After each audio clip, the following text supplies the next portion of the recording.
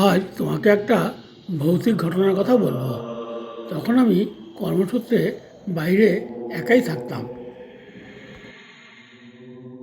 রাতে রোজকার মতো আজও ঘুমিয়ে পড়েছিলাম।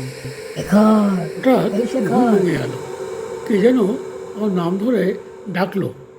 আমি দরজা খুলে মন্ত্রমুগ্ধের মতো চলতে শুরু করলাম। রাস্তা পেরিয়ে সামনের একটা পুরনো বাগানের ভিতরে একটা বেঞ্চের উপরে বসে পড়লাম। চারিদিকে বেশ অন্ধকার।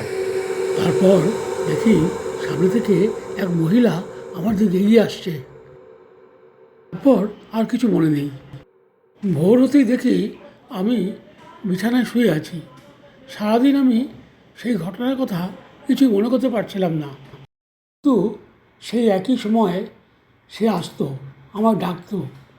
আমি ডাক শুনেই আবার চলে যেতাম, সেই বেঞ্চের মধ্যে গিয়ে বসে থাকতাম। আবার সকাল হলেই আবার বিছানায় দেখি শুয়ে আছি।